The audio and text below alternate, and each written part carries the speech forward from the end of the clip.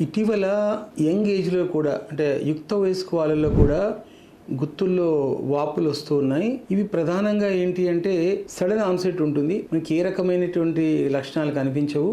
మనకు బొటన వేల్లో నొప్పి వచ్చినప్పుడు చిన్న నొప్పే కదా అనుకుని మనం వాటిని వేడి నీళ్ళు పెట్టుకోవడము లేకపోతే ఉపశమనం పొందడము చూస్తూ ఉంటాం. అది క్రమేపీ పెరిగిపోయి ఆ బొటన వేలిలో వాపుతో మొదలైన తర్వాత క్రమంగా గుత్తుల్లో అంటే మడిమ యొక్క చుట్టుపక్కల ప్రాంతాల్లో విపరీతమైనటువంటి నొప్పి ఉంటుంది. చాలా వరకు నొప్పులు ఎన్నెన్నో రకాలు ఉంటాయి. మనం పాదాల్లో నొప్పులు అంటే వెంటనే మనం ఏం చేస్తామంటే వేడి నీళ్ళలో కాళ్ళు పెట్టుకోవడము లేకపోతే కాపడాలు పెట్టడము నొప్పి బిళ్ళలు వేసుకోవడము రకరకాలైనటువంటి ఉపశమనం చేసుకోవడానికి రకరకాల ప్రత్యామ్నాయ మార్గాలను చూస్తూ ఉంటాం. అయితే కొన్ని నొప్పులు ఎలాంటివి అంటే నువ్వు వేడి నీళ్ళ కాపడం పెట్టినా ఉప్పు మూడబెట్టి కాపడం పెట్టినా రకరకాల తైలాలు మసాజ్ చేసినా అసలు ఎన్ని చేసినా కూడా పాదాల్లో ఉన్న నొప్పులు తగ్గవు. ఎక్కడికి వెళ్ళినా కూడా ఇదేదో అంతు చిక్కని రోగము అన్నట్టుగా మనకు ఒక పరిస్థితిలోకి వస్తాం. సో ఇది నిజంగా చెప్పాలి అంటే కొంచెం అవగాహన పెట్టుకుంటే ఆయుర్వేద వైద్యుడు చాలా అద్భుతంగా ఈ వ్యాధి నిర్ధారణ చేస్తాడు. అత్యంతమైన ప్రాచీన కాలంలోనే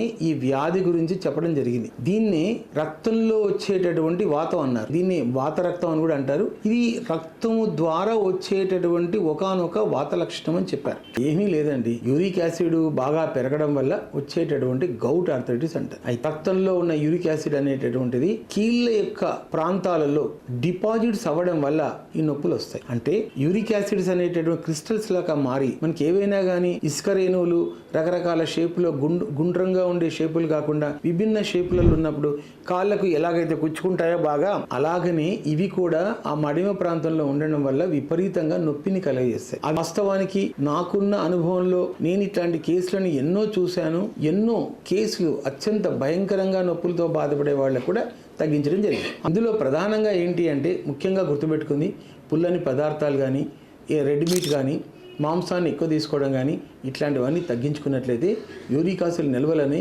గుట్టలుగా రక్తంలో ఉన్నది టపీమని తగ్గిపోతాయి. ఆయుర్వేదంలో అద్భుతమైన చికిత్సా విధానం ఉంది.